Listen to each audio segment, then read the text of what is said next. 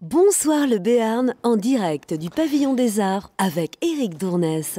Et en tout cas, dans les conditions du direct, chers amis, bonsoir, bonsoir à vous toutes et bonsoir à vous tous et bienvenue. Nous sommes le 18 juin, en ce jeudi soir, nous n'allons pas lancer un appel, mais des remerciements. Celui de vous compter, nombreux et nombreux, à suivre ces émissions. Bonsoir le Béarn, né au moment du confinement et prolongé en période de déconfiné. Ce qui change, c'est que durant le confinement, durant toutes ces soirées, nous voulions vous informer, vous divertir, en vous invitant à rester chez vous. Donc on a porté divertissement, invité, information à votre domicile. Depuis que nous sommes en mode déconfiné, le principe est presque radicalement l'inverse. Vous donnez envie de sortir tout en restant prudent. Vous donnez envie de redécouvrir ce territoire tout en restant prudent. Vous donnez envie de faire confiance à celles et ceux qui l'animent tout en restant prudent, bien entendu. Alors ce soir, nous allons revenir dans cette émission sur la période du confinement avec une enquête qui a été menée, qui a été réalisée par des chercheurs de l'Université de Pau et des Pays de l'Adour, qui a été lancée le 1er avril 2020, qui avait pour objet de recueillir l'expérience, le ressenti des personnes pendant les périodes de confinement, puis les déconfinements imposés par la crise du Covid-19. Pour nous parler de ces enquêtes en plateau, Evelyne Bartou ainsi que Yann Brunat, ils reviendront sur les principaux enseignements de celle-ci. Ce sont les invités de cette soirée. Ensuite, l'antenne ouverte, on a lancé cette formule pendant le confinement, on la continue après le déconfinement sur bonsoirlebéarn@gmail.com. Vous nous envoyez vos propositions de sujets et tous les soirs, nous vous recevons, vous qui faites d'actualité, vous qui êtes des acteurs du monde économique, vous qui participez à cette relance du territoire, tant au niveau associatif que sportif également. Ce soir, nous partirons du côté de Caliceo avec Damien Lozeille. Nous découvrirons de quelle façon le centre Caliceo a pu rouvrir ses portes. C'était déjà au début du mois de juin, le 3 juin. Et aujourd'hui, de quelle façon il accueille le public tous les jours afin de profiter d'une parenthèse de bien-être et ce, en toute sécurité. Également dans cette antenne ouverte, le nomade et les planches. Alors, nomade et les planches, c'est un concept dont vous ferez peut-être connaissance. C'est place Reine Marguerite que se trouvent les planches. Après le Poulpe, après le Yeti Winter, voici donc les planches, le Good Spot, avec une rouverture donc, qui s'est faite au début du mois de juin. De quelle façon la place Reine Marguerite est-elle animée? C'est ce que nous verrons tout à l'heure avec ces entrepreneurs dans l'âme qui seront donc nos invités. Et puis, il y aura également tout à l'heure le jeu et la possibilité pour vous de gagner, comme tous les soirs d'ailleurs, de très nombreux cadeaux. 120 cadeaux au total composent le mur de la chance. Vous pouvez vous inscrire pour participer à celui-ci. Il n'est pas trop tard. Si ce n'est pas pour aujourd'hui, ça sera pour les jours à venir. www.lachaînelocale.tv, nous constituerons un mur. Derrière ce mur, 120 cadeaux et en particulier une cagnotte. Depuis lundi, cette cagnotte ne cesse de grimper. Ce n'est pas tout à fait vrai. Lundi, premier jour du jeu, 100 € gagnés par notre premier concurrent. 100 € gagnés par Didier lundi. Et puis depuis lundi, la cagnotte ne cesse de grimper. Et aujourd'hui, nous en sommes à 200 €. Si vous voulez gagner cette cagnotte de 200 €, ou du moins la partager avec la personne qui sera avec moi tout à l'heure en direct à l'antenne, vous envoyez cadeau. CADEAUX, j'ai l'impression de faire motus, CADEAUX sur la chaîne locale.tv. Sur la chaîne locale.tv, vous envoyez cadeau et vous pourrez partager le montant de la prochaine cagnotte, quelle que soit l'heure à laquelle vous suiviez cette émission de Bonsoir le Béarn, y compris si c'est dans un jour, 2 jours, 5 jours, 6 jours, en replay, qu'importe. Même principe, sur le 18 juin, l'appel à faire, c'est avec le mot cadeau. Allons-y, générique.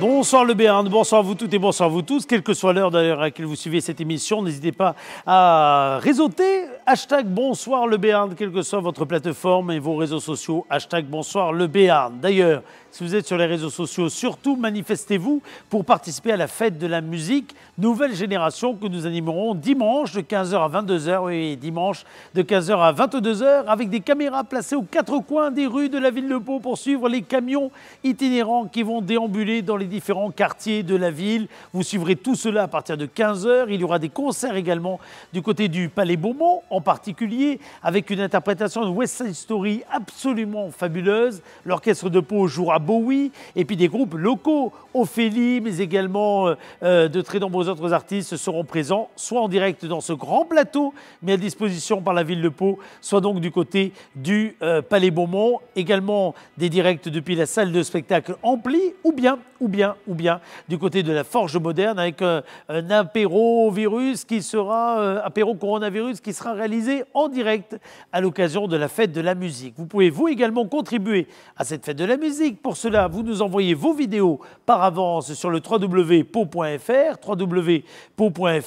ou bien vous nous dites que dimanche, vous voulez faire un live avec nous depuis votre jardin, que sais-je, votre balcon, que sais-je, votre séjour, que sais-je, ça va faire plaisir à votre voisin, depuis où bon vous semble, pourvu que vous soyez en famille, entre amis, mais surtout en sécurité, dans le respect des distanciations sociales. Si vous êtes également du côté des cafetiers, restaurateurs, enclins à mettre en place un groupe chez vous, sans sortir de buvette à l'extérieur dans la rue, faites-le nous savoir. Nos caméras iront chez vous dimanche de 15 h à 22 h pour un véritable marathon que nous vivrons ensemble sur la chaîne locale.tv, mais surtout sur Pau.fr avec le service culture de la ville de Pau qui a mis en place cette programmation que nous vous ferons vivre avec les équipes de Création mobilisées et sur le pont pour cela.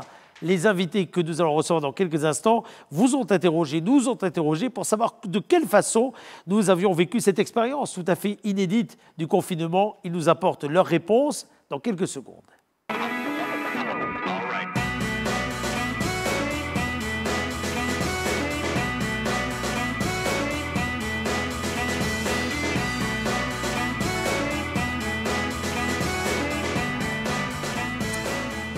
Evelyne Barthou est enseignante en sociologie à l'Université de Pau et des Pays de l'Adour. Elle est accompagnée ce soir par Yann Brunat, qui est chercheur à l'Université de Pau et des Pays de l'Adour. Bonsoir à tous les deux.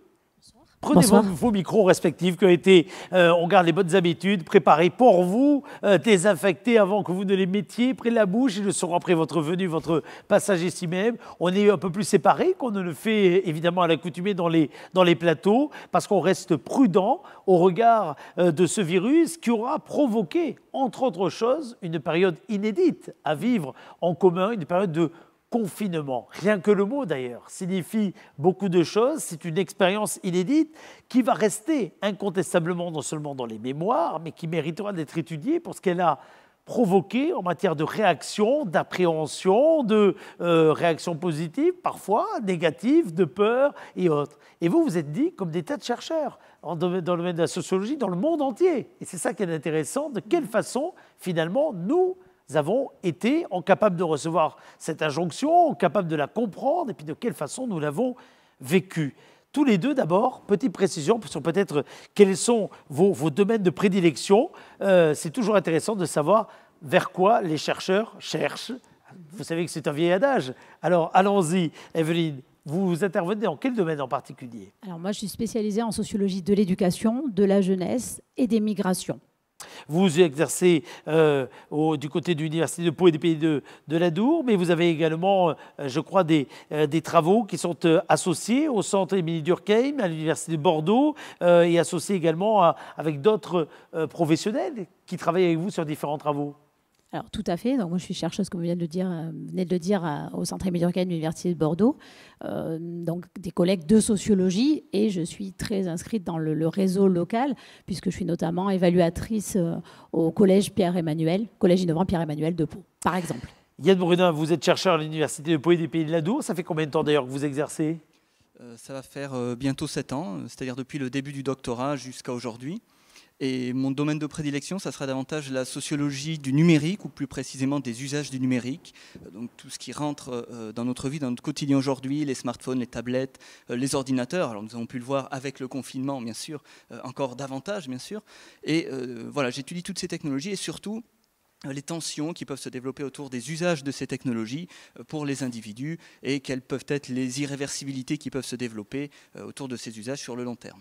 Alors c'est intéressant évidemment de s'interroger, même si on est très à chaud là, sur cette période du confinement et du déconfinement que nous vivons, parce que la période est loin d'être terminée en matière d'interrogation, de bouleversement dans nos vies quotidiennes. Qu'est-ce qui vous a donné envie d'abord de vous intéresser à cette période et de questionner, on va voir de quelle façon d'ailleurs, les habitants du territoire. Peut-être Evelyne. Alors, celle qui nous a donné envie de nous questionner sur ces questions-là n'est pas là ce soir, c'est la seule du trio qui n'est pas présente. C'est en discutant entre collègues, donc on avait évidemment compris qu'il se jouait quelque chose d'inédit, que cette période était particulièrement intéressante. Nous, quand on travaille en sociologie, on travaille beaucoup autour du temps et de l'espace. Donc là, typiquement, on était dans un espace contraint, voire très contraint pour certains, et le temps a complètement perdu de sa substance, ou en tout cas s'est transformé. On pourra y revenir tout à l'heure à travers quelques résultats. Donc l'idée, c'était de saisir sur le moment le plus vite possible, puisque vous dites qu'il y a beaucoup d'enquêtes qui ont été conduites sur ce sujet-là. On fait partie des premières à être sorties pour essayer de comprendre comment, vous l'avez dit tout à l'heure, les gens vivent cette période, et surtout quelles vont être les répercussions sur l'après, le monde de demain, puisque c'est ce qu'on entend beaucoup aujourd'hui, mais c'est ça qui nous intéressait évidemment. Evelyne, mais également Yann, on ausculte à l'instant T, on prend les réactions à l'instant T, à chaud. Pour autant, ça méritera évidemment de se poser, de laisser du temps pour venir sur cette notion-là, pour analyser les choses, parce que je ne connais pas encore le résultat de votre enquête, mais on avait l'impression, pendant cette période du confinement, qu'en effet, notre rapport au temps était totalement bousculé, tant et si bien que pour les uns, on était dans une mouvance quasi zéro, et pour les autres, on avait l'impression que tout passait vite, on était dans l'urgence de l'attente d'une nouvelle, etc. Ça montre bien que le rapport au temps, il nous donne des perceptions sur nos vies quotidiennes très différentes sur l'endroit où on se trouve. Oui, tout à fait. Alors, le rapport au temps, déjà, comme vous le soulignez, mais également aussi le rapport à l'espace. Le rapport à l'espace, à ce qui nous est immédiatement proche, parce que nous avions beaucoup de contraintes, bien sûr, lors du confinement. Donc, ça peut être intéressant, en matière d'expérience, d'essayer de saisir ce que le confinement a changé en matière de temporalité et en matière de spatialité aussi, de voir ce qu'il y avait juste autour de nous. On se rappelle tous, bien sûr, de la limite du kilomètre, un seul kilomètre, de l'attestation également, ça rappelle un petit peu, à 5 cases, puis à 7 cases par la suite. Donc voilà, tous ces éléments ont changé des choses dans nos vies et on a essayé de saisir ce que ça a pu changer presque en temps réel, parce que nous avons commencé à analyser les résultats pendant le confinement. Alors déjà, on va commencer par le départ, le questionnaire. Le questionnaire, il a été adressé à qui? Quel échantillon? C'est toujours important dans les enquêtes. Et surtout, à quelle date? Alors, nous l'avons commencé, je crois, le 2 avril. 1er avril. 1er avril. On était 1er avril, on était vraiment en plein cœur, au début pratiquement. Ça fait 15 jours qu'on est confiné globalement. Voilà, au début du confinement. Alors dès le 20 mars à peu près, on commence à réfléchir à un questionnaire que nous avons formulé, que nous avons testé, principalement auprès de nos proches et de notre entourage. On a essayé de recueillir de premières impressions, alors pas pour les analyser bien sûr, mais pour voir ce qui n'allait pas dans les questions, ce qu'il était possible de changer. La compréhension qu'on peut en avoir évidemment. Voilà, tout à fait, la compréhension pour que ce soit assez accessible également pour tous les publics. En ligne. Et donc, dès le départ, vous êtes adressé à qui? Qui étaient vos cibles? À part les proches pour les bêta-testeurs, après il y a un vrai échantillonnage. Qui a répondu? Alors, c'est vrai qu'au début, on a commencé par nos réseaux professionnels et personnels, par le biais aussi des étudiants qui nous ont bien aidés, d'ailleurs qui sont très présents dans l'enquête et qui nous ont bien aidés aussi pour la diffusion. Après, c'est vrai qu'on a été victime de notre succès, si je puis dire ça comme ça, parce qu'on n'imaginait pas, enfin au départ, on tablait sur 1500, 2000 questionnaires. Ce qui est déjà un bel échantillonnage, pas mal. Oui, tout à fait. Et c'est vrai que ça a bien pris... parce que notre enquête était de bonne qualité, je pense, mais surtout parce que c'était une période, et on l'a vu dans les commentaires d'ailleurs qui ont été laissés à la fin du questionnaire, c'est une période où les gens avaient du temps et avaient besoin aussi, je pense, de parler et de penser, ce qu'on a pu retrouver par ailleurs d'ailleurs dans les résultats. Au final, 8412 participants. 8500. 8500, 109 questions pour répondre à quelques 109 questions. Donc en plus, c'est un bon questionnaire. C'est un vrai de vrai. C'est un costaud. Alors, on va faire un exercice qui est terrible. Vous savez, pour les journalistes que nous sommes, les universitaires, on se dit toujours, mais comment on va arriver à synthétiser tout ça? Et pourtant, c'est souvent très intéressant. Alors, on ne va pas pouvoir rentrer dans tous les détails, mais on va vous demander peut-être de nous donner quelques éléments de synthèse sur ce que l'on peut d'ores et déjà comprendre finalement hein, de ces résultats, sachant que ce qui va être intéressant, c'est que cette expérience que vous avez observée du confinement, vous avez décidé également de lui donner une perspective d'explication avec la suite d'un questionnaire qui se déroule maintenant. Là, c'est la deuxième partie. C'est l'acte 2. C'est ça. En fait, c'est une enquête en 3 phases. Donc, il y avait une première phase pendant le confinement, une deuxième phase qui est en train de se dérouler aujourd'hui, qui vient de commencer sur le déconfinement et l'après. Et notre idée, c'était de questionner une dernière fois les personnes. Donc, il y a à la fois un suivi par le biais des adresses mail, mais aussi il y a des personnes, on intègre de nouveaux répondants. Et là, l'idée, ce serait dans 6 mois à peu près de pouvoir re-questionner les gens pour voir, parce qu'on sait très bien, en tant que chercheur, que quand il se déroule quelque chose d'inattendu, d'exceptionnel, il y a des réactions telles que la solidarité, tout ce qu'on peut voir, qui ne durent pas forcément. Donc nous, notre idée, ou des choix, des postures qui peuvent s'effacer avec le temps, notre idée, c'est de voir... Qu'on oublie rapidement, tout simplement, c'est ça. Sans se désavouer, mais on peut les oublier. Donc ça va être intéressant de voir si, en effet, lorsqu'on déclare que tous les achats dorénavant se feront avec des produits locaux en circuit court. Est-ce que ça sera vrai ou pas dans le temps et beaucoup d'autres choses, finalement. Tout à fait. Alors, je vous laisse dérouler cela, puis vous pourrez partager d'ailleurs avec l'ensemble de ceux qui ont répondu cette vidéo pour la revoir comme bon vous semble, parce que peut-être qu'ils vont voir, hormis le document que vous leur envoyé, ce sur quoi vous voulez mettre l'accent au travers de cette étude qui les concerne. Alors, qu'est-ce qu'on peut retenir d'abord? Alors peut-être avant de laisser la parole à mon collègue, juste un point de précision, c'est que ce qui nous a surpris aussi, c'est qu'au départ on pensait qu'on resterait sur des réponses assez locales et finalement on a plus de la moitié des répondants en dehors de la Nouvelle-Aquitaine, déjà quand même une région assez grande. Donc voilà, la diffusion s'est faite de façon très large. Alors allons-y, on va afficher à côté de votre visage au fur et à mesure les différents items et sur cette enquête alors comment vous l'avez appelée d'ailleurs précisément, parce qu'il y a toujours un nom sur ces études, cette enquête? Allez-y. Alors sur le nom, on n'est pas terrible, donc on y travaille. Allez-y, c'est quoi? Non, pour le moment, là, elle est restée en enquête déconfinement et Covid. D'accord. Parce que c'était ce qui nous permettait. Vous ne l'avez pas encore, comment on dit, problématisé? C'est ça. Problématisé, si, parce que sinon le questionnaire ne marche pas. Sinon, mais voilà, on est en train de réfléchir un peu, parce que ce qui est intéressant aussi, c'est qu'on s'est beaucoup basé sur les réponses et que notre enquête évolue aussi phase après phase en fonction des répondants et des réponses. Alors, qu'est-ce que vous avez souhaité d'abord commencer à comprendre? Allez-y. Alors, dans un premier temps, on pourrait s'interroger sur la fréquence des sorties, sur les sorties tout court. Ah oui. Bon, des résultats qui sont assez attendus. Les sorties sont généralement hebdomadaires pour les achats de première nécessité. Donc, pendant le confinement, les individus qui ont répondu à notre enquête faisaient leurs courses en majorité une fois par semaine. Voilà, avec quelques sorties plus rares, mais les sorties quotidiennes étaient quand même très rares pour les achats de première nécessité.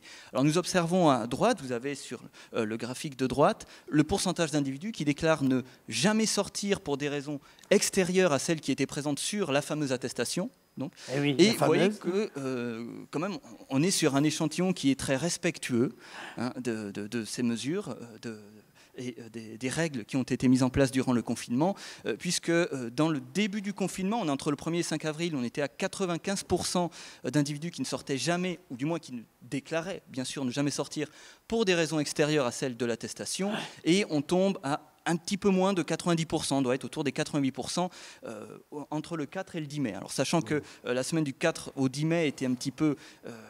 spécial, bien sûr, puisque le déconfinement est intervenu le 11 mai. Le 11 mai, que les annonces étaient faites une semaine avant. Donc, et les annonces étaient faites une semaine avant. C'est un petit peu comme l'avant le 22 juin. Là, on sent bien que la semaine va être un petit peu particulière. Tout à fait. C'est ce qui explique le léger relâchement entre le début et la fin du confinement. Et on l'avait constaté, d'ailleurs, nous, ici, en venant au studio tous les jours, avec nos dérogations, on voyait bien tout à fait au départ, on ne voyait absolument personne. Ou très peu de monde dans les rues. Et on voyait bien que la dernière semaine du mois de mai, avant le 11 mai, il y avait un rythme, on se préparait à revenir à une vie plus normale, entre guillemets.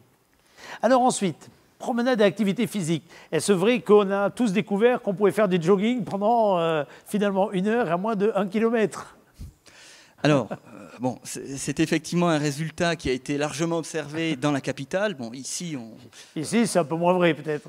Alors, c'est peut-être un peu moins vrai, mais ça va dépendre, on va le voir, de beaucoup de facteurs sociodémographiques et de facteurs un petit peu plus extérieurs, quoique pas vraiment, liés à la localisation géographique des individus. Alors regardons. Alors dans un premier temps, si on se concentre sur les tranches d'âge, donc on essaie de toucher un petit peu tout le monde, mais d'abord des individus majeurs, bien sûr, Oui. entre 18 et plus de 66 ans.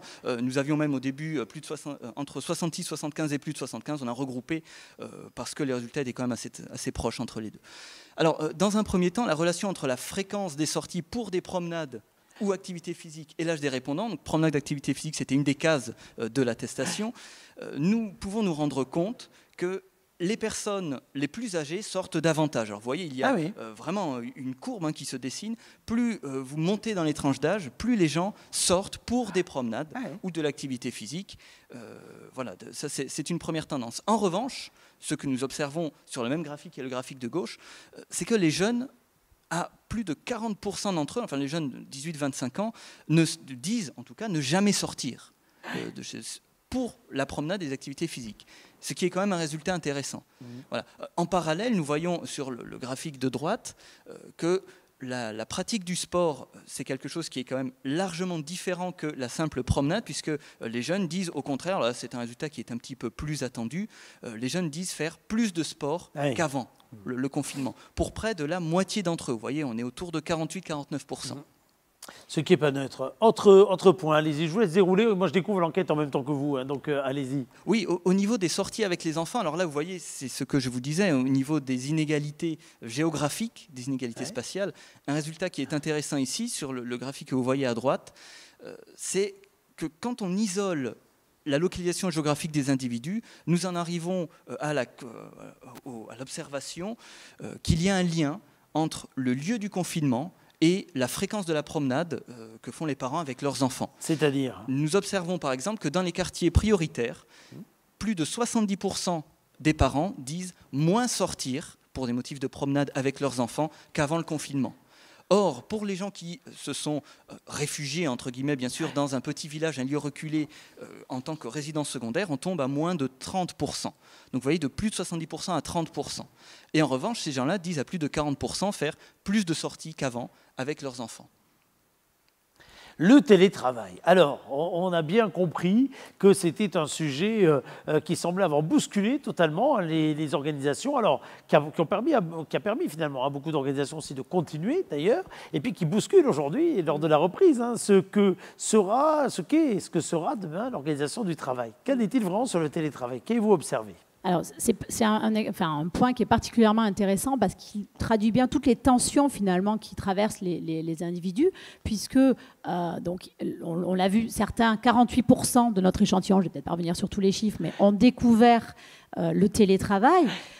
Avec, là aussi, pour certains, et là on le voit plutôt dans les réponses ouvertes, aux questions ouvertes, pour certains c'est une belle découverte, donc la possibilité de reprendre un peu de liberté, d'organiser son temps, donc de passer moins de temps dans les transports, d'être plus efficace. Et en même temps, il y a quand même aussi, parfois pour les mêmes individus, des questionnements quant à la séparation vie privée, vie professionnelle, et la peur aussi de voir le travail empiéter finalement dans son propre espace et sur son propre Et d'ailleurs, j'imagine que si on regarde dans la finesse, finalement, chacune des réponses, elles ont pu peut-être évoluer au fil du temps entre ce qui étaient peut-être les premiers répondants du début du confinement et puis ceux qui vous ont répondu un petit peu à la fin, parce que finalement, il y avait les premières découvertes, et on le sent très bien au niveau des collaborateurs. Alors, chez nous, on est mal habitués, parce que ça fait des années qu'on est habitué au télétravail, mais on voyait bien avec des amis ou autres qu'il y avait une phase en effet de découverte, parfois d'excitation, parfois de mise en place compliquée, et à l'inverse,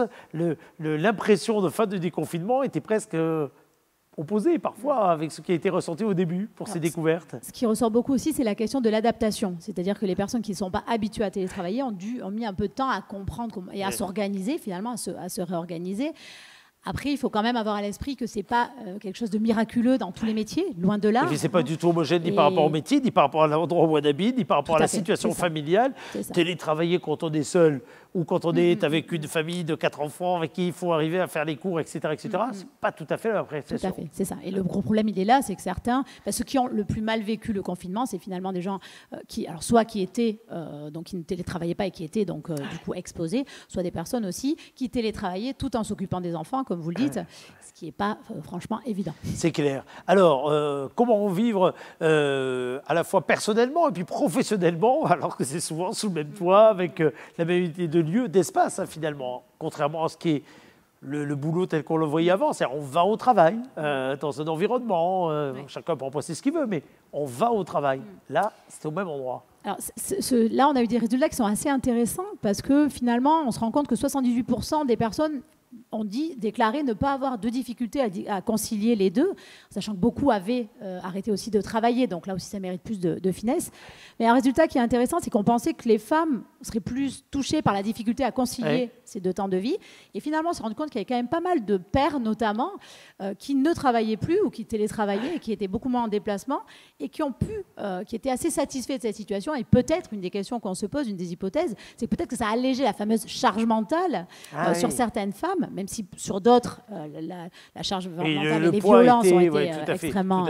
voilà. Mais il faut être nuancé. Mais je pense que là, on tient quelque chose. Il va falloir qu'on creuse un peu cette question-là pour la suite.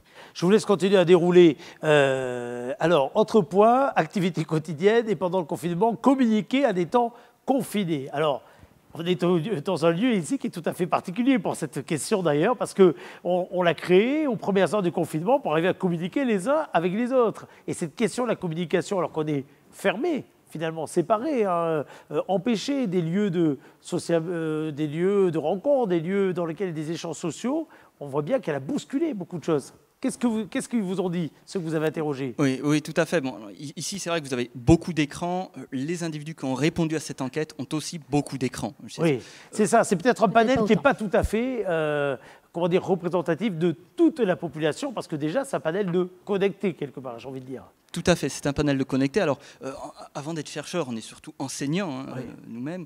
Donc, nous savons très bien qu'il y a des étudiants qui vont essayer d'aller chercher parce que c'est difficile pour eux d'être connectés. Déjà d'être connectés parce qu'ils n'ont pas forcément les moyens de se connecter, ni la possibilité de le faire, qu'ils ont une 4G limitée, pas forcément de box chez eux. Enfin, voilà, il y a beaucoup de problématiques qui se posent derrière. Et c'est vrai que quand on s'intéresse, quand on croise confinement et activité numérique des individus, eh bien, nous nous apercevons qu'il y a beaucoup de choses à en dire. Au niveau de la communication, un des résultats qui ressort des graphiques qui sont ici sous nos yeux, c'est tout simplement que la connexion, ou plutôt la surconnexion par rapport à ce qu'il y avait précédemment, concerne toutes les tranches d'âge. Alors, elle concerne d'abord les jeunes, oui, qui sont plus des 2/3 à se déclarer plus connectés, à utiliser davantage les réseaux sociaux, les messageries instantanées, mais elle concerne également les 51-65 ans et les plus de 66 ans.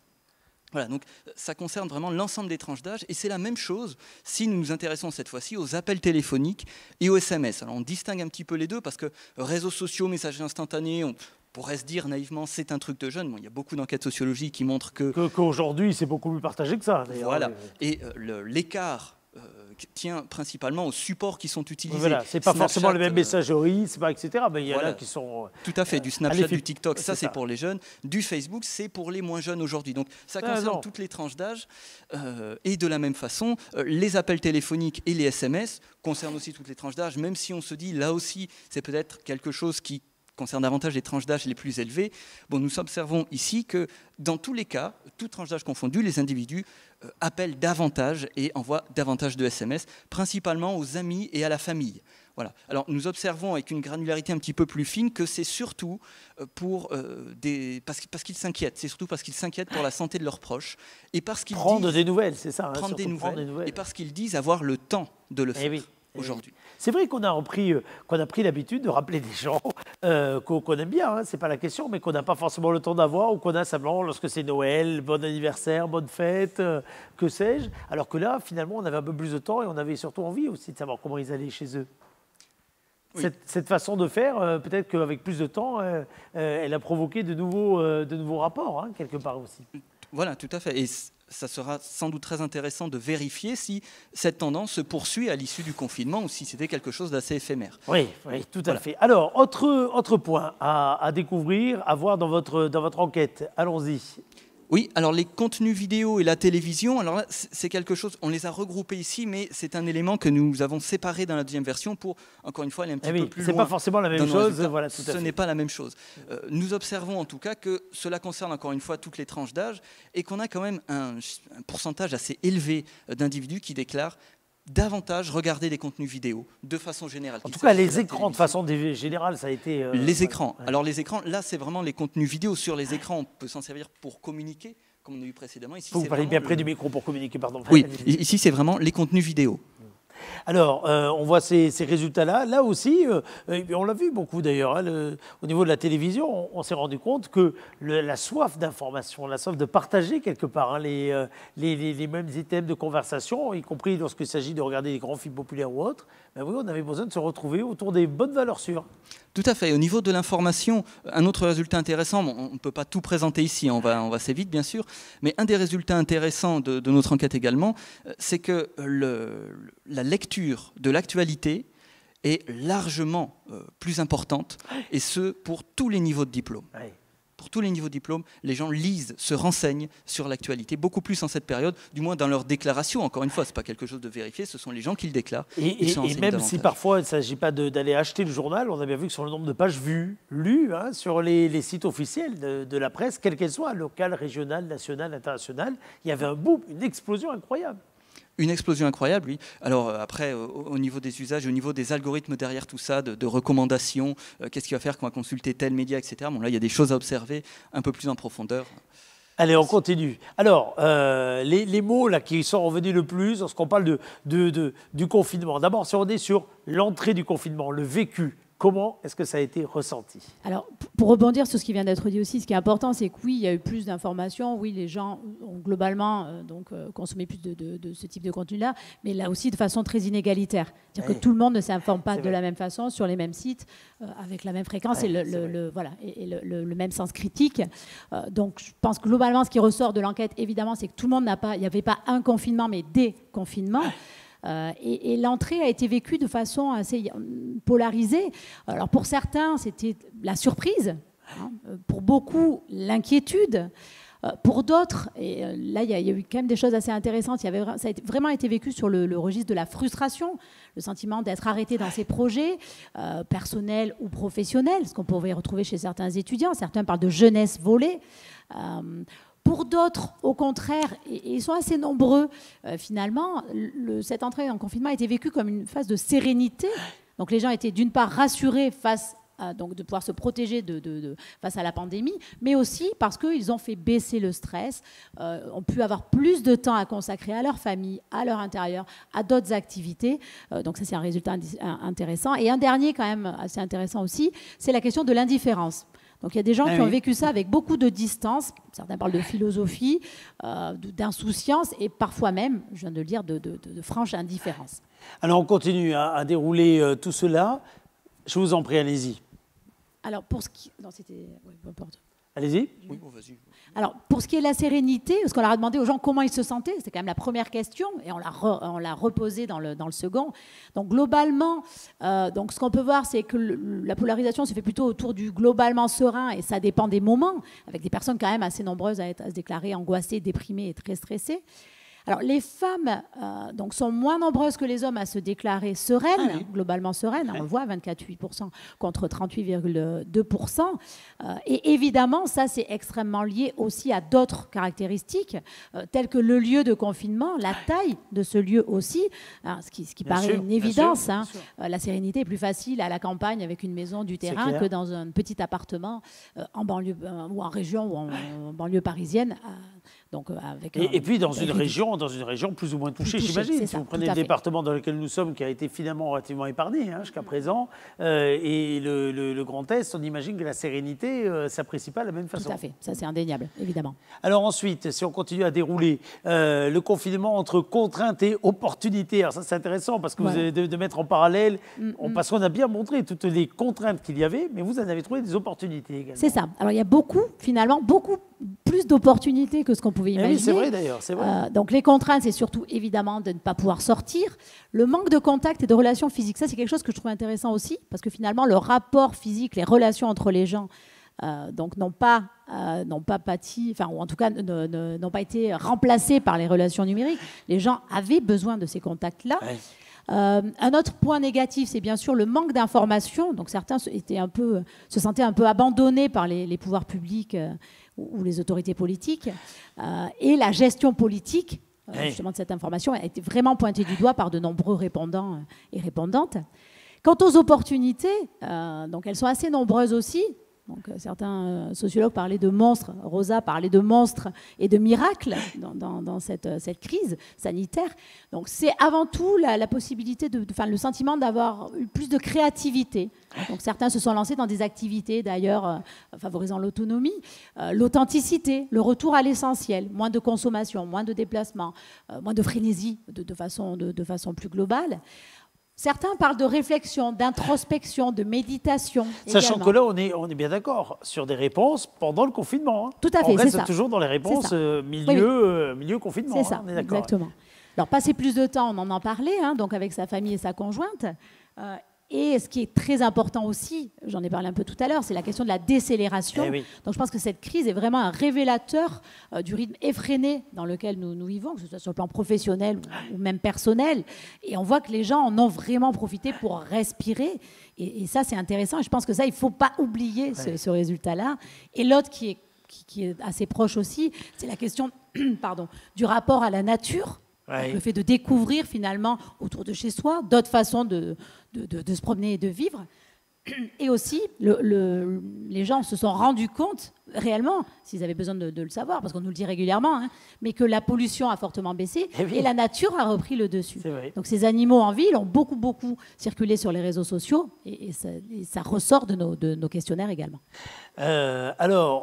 Cette enquête aujourd'hui en chiffres, elle va mériter évidemment d'être approfondie. Là, je vous ai demandé un exercice, je vous en remercie d'ailleurs, extrêmement compliqué d'arriver à réduire ce temps de présentation et surtout, il va être intéressant de voir de quelle façon elle va évoluer avec le temps. Vous avez l'impression, là, déjà dans les premiers retours que vous commencez à avoir là, du questionnaire déconfiné, qu'il y a des gros écarts entre ce qui était déclaré lorsqu'on était confiné et finalement la façon dont aujourd'hui la vie reprend, ou qu'est-ce que vous disent les premiers résultats, ou est-ce qu'au contraire il ne faut rien dire parce que c'est le début de l'enquête?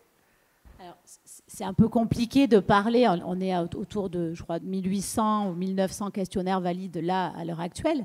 On a encore une surreprésentation de personnes plutôt diplômées. Donc, on est vraiment dans une logique de transition écologique, la volonté de voir le changement. Mais on va essayer de redresser un peu cet échantillon, essayer d'avoir une population plus diversifiée pour pouvoir vraiment tirer des conclusions. Parce que là ce serait un peu rapide. Alors, est-ce qu'on peut s'inscrire pour finalement apporter son témoignage, y compris si on n'a pas apporté de témoignage au début du confinement?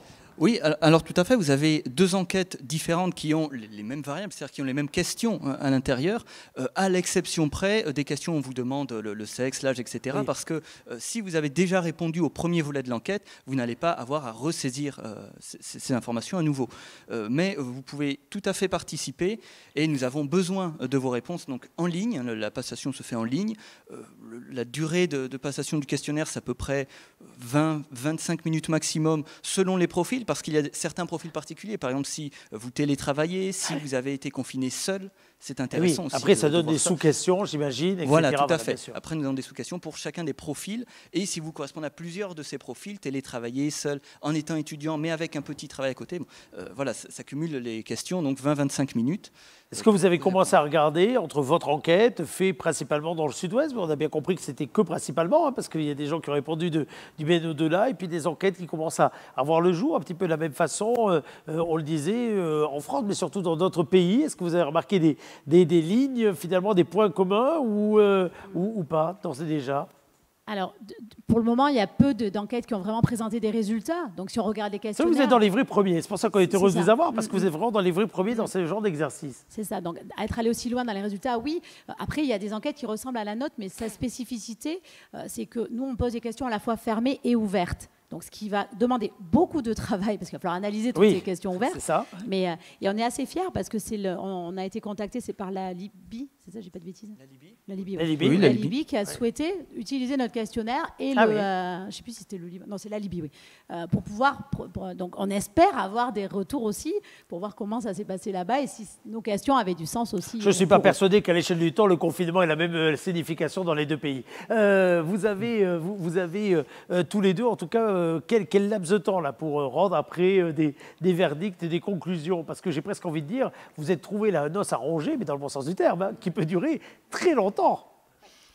Qui peut durer très longtemps, alors au minimum jusqu'à la fin de l'année, parce que nous allons faire une troisième version et également un troisième questionnaire un petit peu plus tard, pour voir l'expérience, le ressenti du déconfinement, puis de l'après-déconfinement dans quelques mois. Donc on est un petit peu assujetti à certaines contraintes temporelles. On a observé le confinement, maintenant il faut du temps pour observer le déconfinement dans ces phases successives. Alors ce qui est intéressant, comme vous le disiez tout à l'heure, c'est que nous pouvons avoir une analyse assez poussée à partir de la date de saisie des questionnaires. Donc effectivement, nous n'aurons peut-être pas les mêmes résultats au tout début du déconfinement et avec l'annonce du président Emmanuel Macron hier, nous aurons peut-être des résultats différents dans la semaine qui vient, dans la semaine d'après et ainsi de suite. À suivre donc. Alors, où se connecter pour répondre au questionnaire, le nouveau? Alors, vous pouvez trouver le lien vers le questionnaire. Alors, on essaiera de le mettre, j'espère qu'on pourra... On va le mettre sous l'article. Quel soit l'heure à laquelle vous regardez la vidéo, hop, il y aura le petit lien dessous. Vous inquiétez pas. Dessus, et sinon, on peut trouver le questionnaire en ligne sur le site de l'université, sur la page d'accueil de l'Université de Pau et des Pays de la Dour, à droite. C'est ce que je veux vous faire dire. Ce que je veux vous faire dire, voilà, sur la page de l'université. Vous pourrez le trouver là et remplir directement. Merci, puis on continuera à suivre ça. En tout cas, n'hésitez pas à partager cette vidéo également avec celles et ceux qui ont répondu et celles et ceux que vous pourrez solliciter, parce que c'était le but de vous inviter ce soir pour cela. On va demander à un chef d'entreprise tout à l'heure comment lui a vécu le confinement, le déconfinement. Je ne sais pas s'il va avoir les mêmes conclusions que ceux que vous avez interrogés, mais ça fait partie également de la façon dont on doit ausculter le monde économique également sur les répercussions de cette période, tout comme vous avez su ausculter, vous continuez à ausculter les hommes, les femmes que nous sommes sur la façon dont ça a bouleversé notre vie. Merci beaucoup à tous les deux d'être venus nous voir. Merci bien. Merci beaucoup. L'antenne ouverte tout de suite avec le représentant de Caliceo, Damien Lozeille, responsable des bassins, qui va nous rejoindre ici en plateau pour nous parler du déconfinement du côté de Caliceo. À tout de suite.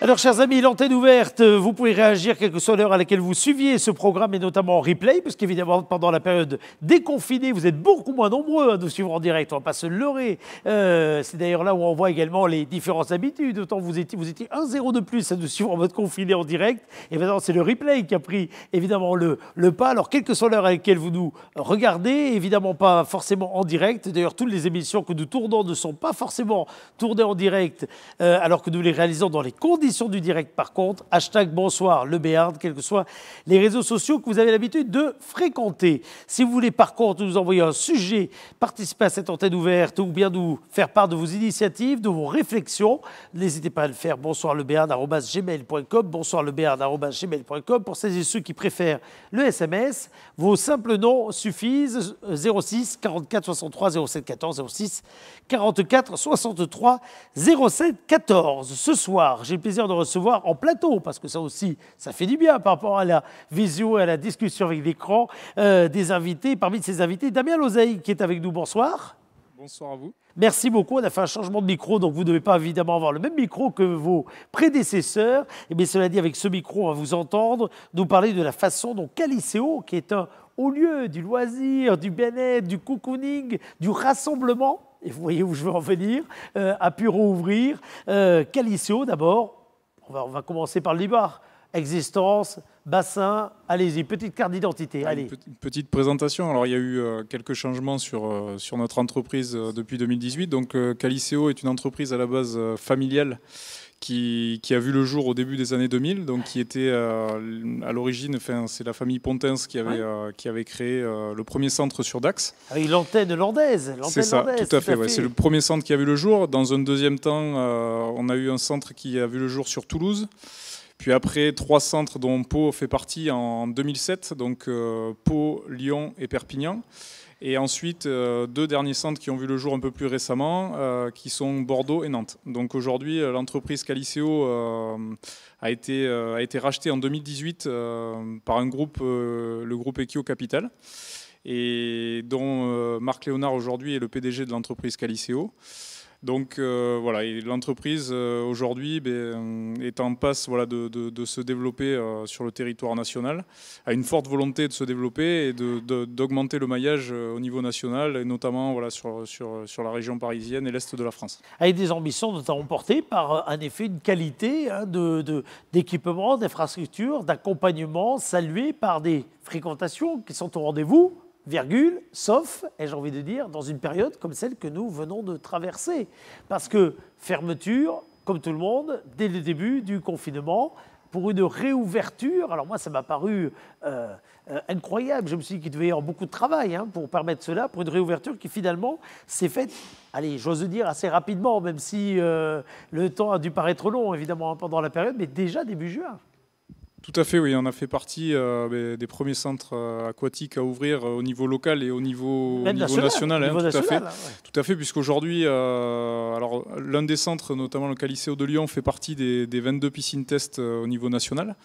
Donc on a aussi ce retour d'expérience qui nous permet aussi à nous d'avancer au niveau local. Mais voilà, c'est vrai que Caliceo a fait partie des tout premiers centres et ça a demandé un gros travail en amont puisqu'il y avait tout un parcours client à recréer, tout un tas de précautions à prendre par rapport à cette réouverture. Et donc oui, effectivement, ça nous a pris quelques heures de travail pour être opérationnel à partir du 3 juin. Alors, on va se dire aujourd'hui, dans quelles conditions, sachant qu'au moment où on réalise cette émission, le 18 juin, les choses vont peut-être évoluer dans les jours qui viennent, mais en tout cas, à date, aujourd'hui, qui peut fréquenter Caliceo et surtout, dans quelles conditions, que ce soit les tranches horaires, mais également le nombre de personnes à être dans les bassins?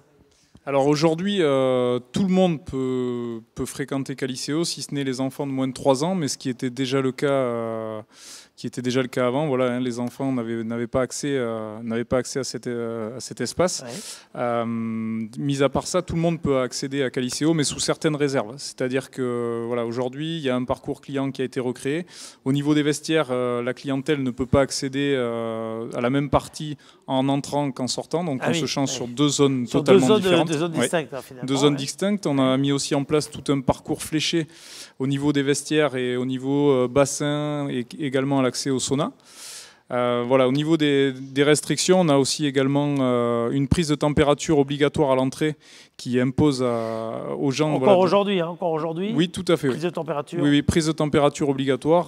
Voilà, c'est quelque chose qui est assez rassurant aussi pour la clientèle et qui nous permet d'identifier des personnes qui auraient éventuellement de la fièvre dès l'entrée. Ensuite, il y a une désinfection des mains obligatoire avant de pouvoir accéder à l'achat des entrées, des titres d'entrée.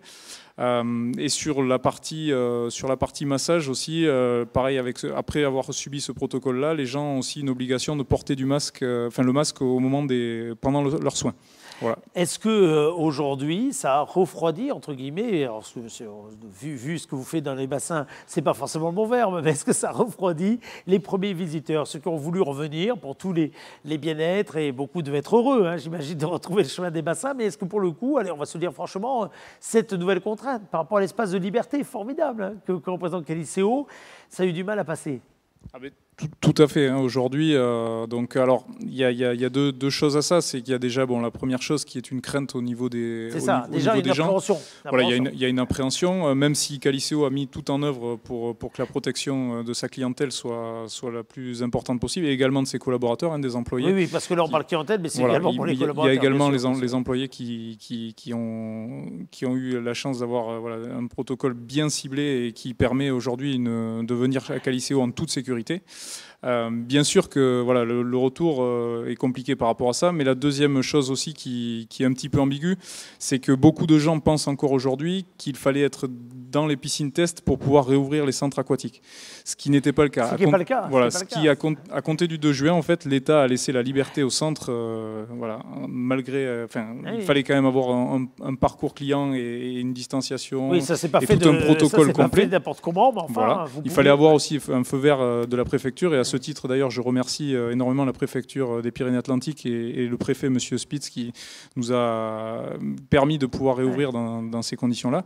Mais effectivement, oui, voilà, donc le message étant un peu brouillé au niveau national, beaucoup de gens pensaient qu'on était encore fermé.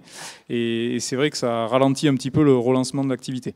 Alors pour autant, les personnes qui sont venues, elles ont trouvé satisfaction, elles ont trouvé plaisir de nouveau Tout à fait, oui. Tous les clients, tous les retours qu'on a aujourd'hui sont très positifs sur le protocole qui a été mis en place par Qualiceo, qui est un protocole qui est quand même très abouti et qui va assez loin, notamment par exemple la prise de température qui n'est pas une obligation aujourd'hui mais qui a été rajoutée en plus sur notre protocole et d'autres mesures également, comme la fermeture des hammams par exemple, où aujourd'hui il y a une possibilité là-dessus qui n'est pas encore éclaircie sur la température à laquelle le virus résiste ou non, donc le hammam a été fermé.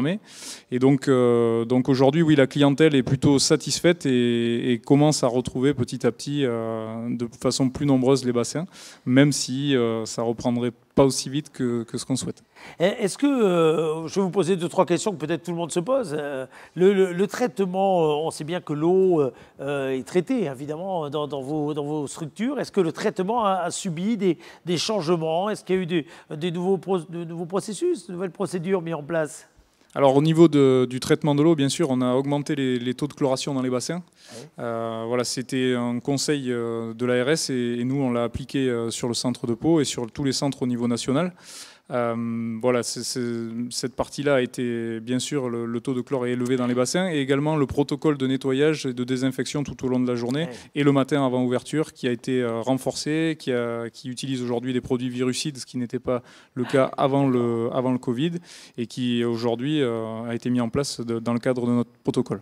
Vous avez parlé tout à l'heure avec beaucoup de sincérité des projets d'agrandissement, en tout cas de structure du groupe auquel vous appartenez. Est-ce que très objectivement, cette période dont on voit bien qu'elle va avoir des répercussions économiques très importantes, pourrait avoir des conséquences sur les projets de développement de votre groupe? Tout à fait, oui. Alors la volonté aujourd'hui du centre est toujours, malgré le Covid, de se développer et de mailler le territoire de façon plus conséquente.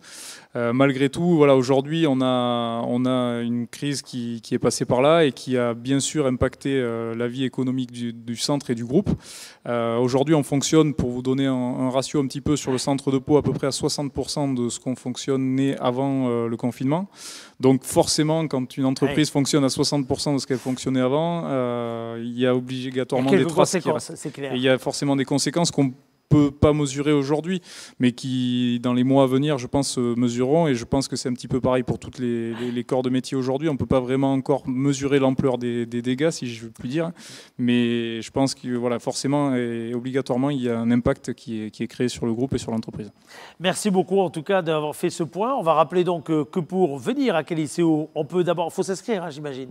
Non, justement, comme nous, on avait un fonctionnement au niveau de l'entreprise qui était déjà un accès sur 2 heures avant le confinement. Oui. Donc, ce qui est préconisé aujourd'hui pour les piscines type PSL sur un accès 2 heures, nous l'avions déjà en place. On l'avait toujours en place depuis l'existence du centre, puisque en fait, c'est une ADN un petit peu de Qualiceo sur les 2 heures d'accès. Non, voilà, en tout cas, rendez-vous donc à Qualiceo. N'hésitez pas à vous y rendre, à vous renseigner. Si vous ne connaissez pas ce lieu, bien sachez que le site internet est toujours à votre disposition. On a vu quelques images qui ont déroulé juste derrière nous. Ma dernière question, j'aurais presque pu commencer par là.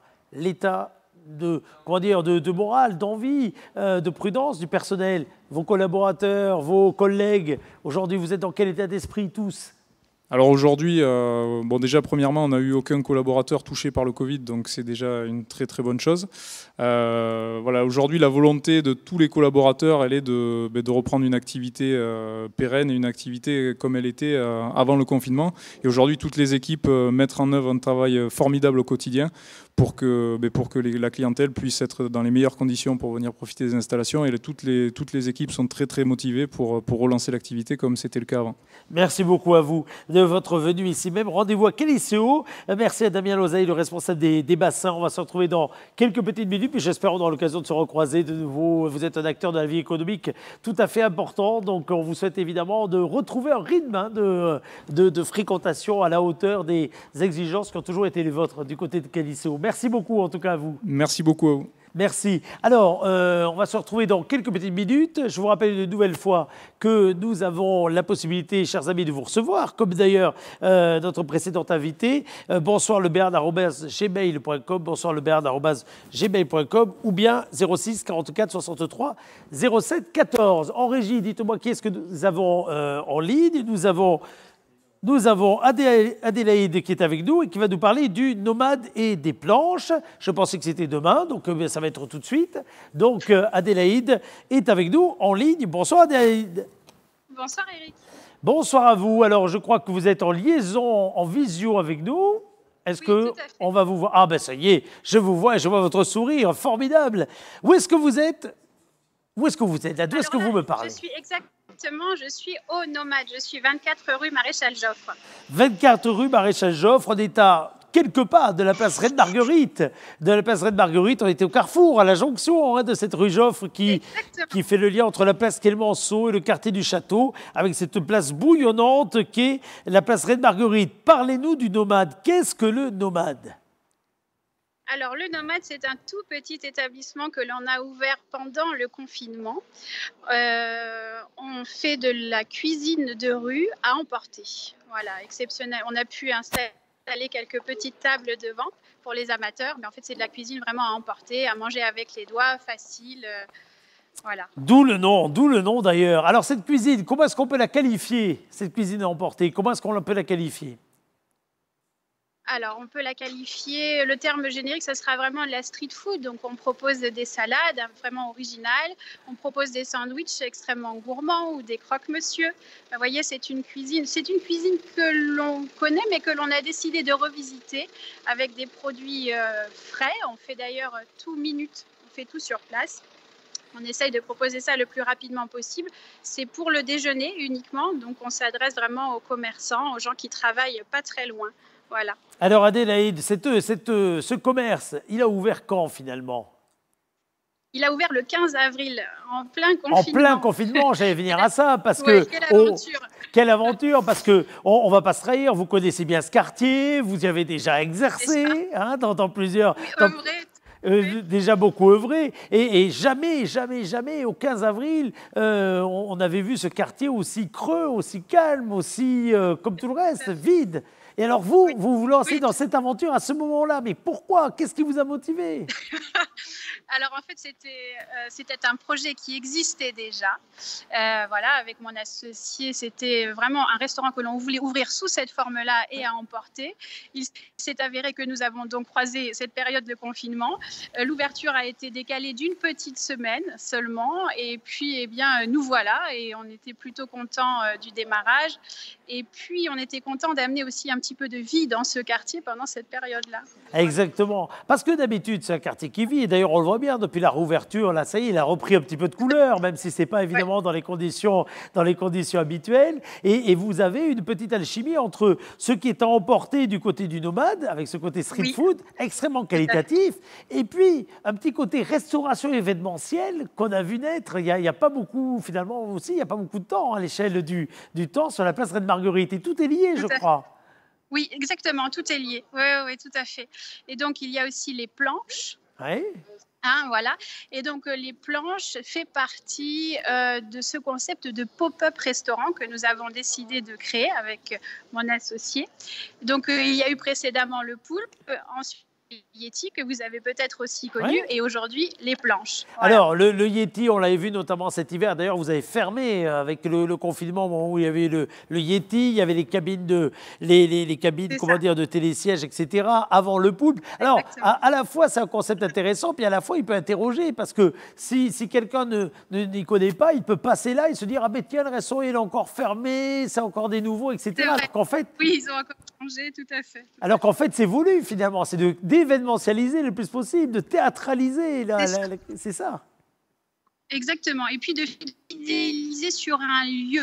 On a envie que les clients nous fassent confiance, soient contents de retrouver la même équipe, et on a envie de surprendre aussi, donc en proposant une décoration et une carte toujours toujours un peu plus innovantes. Alors, il y a eu Yeti, il y a eu donc avant les autres restaurants, mais où allez-vous vous arrêter? Est-ce que vous avez déjà en tête, là, ceux qui pourraient être, sans parler de date, parce que vous êtes en phase de réouverture, donc on ne va pas commencer. C'est ça, voilà. ça. Mais est-ce que vous avez toujours un coup d'avance? Vous avez l'idée de le prochain coup déjà ou pas? Je pense qu'il y a peut-être une idée qui se profile, oui, pour l'hiver prochain. Oui. En tout cas, c'est important, c'est chouette d'être tout le temps dans le projet. En tout cas, là, ça vous a permis, alors que pour le domaine de la restauration, on a vu à quel point c'était difficile, de garder l'espoir et de vous dire que les gens pouvaient avoir envie d'une qualité. Alors, c'est rigolo parce que votre street food s'est transformé en house food parce que finalement, les gens venaient dans la rue récupérer pour aller manger à la maison. C'est presque antinomique avec le concept de base. Oui, c'est ça, tout à fait. Oui. Finalement, tout s'est croisé. Voilà, tout s'est croisé. Et je dois vous dire aussi que je pense qu'on a eu beaucoup de chance de pouvoir ouvrir pendant cette période parce que moralement, ça nous a aussi beaucoup aidé d'avoir une clientèle. Alors, même la clientèle des planches qui a été fidèle aux nomades. Quel bonheur. Ça, c'est bien, c'est une formidable aventure, formidable aventure. Alors, c'est aussi une aventure entrepreneuriale parce que c'est pour ça qu'on a plaisir à vous avoir. Là, alors, vous, avec votre sourire, mais également ceux qui sont autour de vous, parce qu'on le voit bien, l'idée, c'est de faire du commerce, mais dans le bon sens du terme, c'est-à-dire de dynamiser, de créer du lien. Est-ce que vous avez l'impression que les clients là, attendaient de nouveau le retour de ce lien dans les jours qui viennent de précéder? Oui, je pense vraiment. Enfin, ils étaient contents de nous retrouver, de retrouver ce nouvel établissement et de voir le clin d'œil en face aux nomades. Oui, je pense vraiment que... et puis, on est content aussi là de voir que le quartier se réanime. Helios, notre voisin, a réouvert. Le Mexico est là aussi. Donc, il y a vraiment une vie de quartier qui s'anime autour de la restauration ici et c'est formidable. Absolument, dans un quartier qui est absolument formidable, que j'espère les touristes vont bien découvrir également cet été, parce que là, vous avez commencé à vous adresser aux Paloises et aux Palois qui sont ressortis. Mais ça y est, là, à partir de ce week-end, du week-end prochain, on sent bien que ça commence un petit peu à frémir dans les premières réservations. Oui, petit à petit. D'abord, c'était un peu timide et puis on nous demandait encore quelques tables un petit peu éloignées. Et puis petit à petit, on sent que les clients s'adaptent aussi et comprennent que la vie reprend et que les restaurateurs font leur maximum pour les recevoir vraiment dans les conditions optimale. Absolument. Voilà. Alors, Adélaïde, on va revoir non seulement votre sourire, mais on va peut-être vous demander un petit exercice puisqu'on est dans les conditions du direct, à l'heure où nous parlons. Et on va peut-être vous demander de tourner la caméra pour que vous nous montriez vraiment la devanture du nomade avec la perspective de la rue. Ça va nous permettre comme ça de bien situer où est-ce qu'on va pouvoir vous retrouver. Et on voit notre ami le restaurant grec pas très loin. Et là, on voit ici... Exactement. Le nomade, et moi je ne suis pas encore venu vous saluer, mais croyez, parce qu'à chaque fois il y a un petit peu de monde devant, donc, mais croyez-moi, on va le faire ces jours-ci, et ça sera avec plaisir qu'on va pouvoir goûter ça. Et voyez, juste de l'autre côté de la rue se dessinent les planches qui sont fermées en début de semaine, mais vraiment l'autre restaurant se situe en face. Donc ça fait un véritable food court en fait finalement. Oh, pas mal le concept, c'est très bien, très bien joué, tout à fait. Tout ça dans le quartier piéton avec en perspective le château. Merci beaucoup Adélaïde d'avoir été avec nous ce soir. C'est moi qui...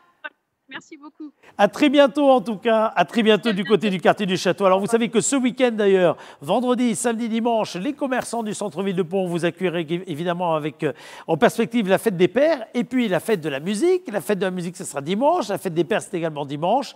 Vendredi, samedi, dimanche, vous allez pouvoir stationner gratuitement d'abord au centre-ville de Pau. Vous allez pouvoir également effectuer vos achats auprès des commerçants palois vendredi, samedi, dimanche. Alors, on a pris du retard dans cette émission Bonsoir le Béarn. On ne va pas avoir le temps de jouer au mur de la chance. On va le faire demain. On va, cela dit, permettre que la cagnotte demain soit gagnée. Malheureusement, ce soir, l'heure tourne, donc impossible d'accueillir notre gagnant. Demain, donc, vendredi, on sera avec ce gagnant en ligne pour tenter de décrocher les cadeaux derrière le mur de la chance. Vous pouvez jouer, cela dit, on va vous montrer une nouvelle fois. Vous pouvez jouer avec nous, www.lachaînelocale.tv, www.lachaînelocale.tv, pour poser candidature. La cagnotte cagnotte va rester en état et demain, on jouera donc au mur de la chance avec à la clé 200 € de chèque cadeau, 200 € de chèque cadeau, la possibilité pour vous de gagner cette cagnotte ou bien de gagner les très nombreux autres cadeaux qui se cachent derrière le mur. Ça sera demain, vendredi, pour ce nouveau numéro de Bonsoir le Béarn qui attaquera dès 18 h. Très belle soirée à vous toutes et à vous tous et rendez-vous demain. Salut!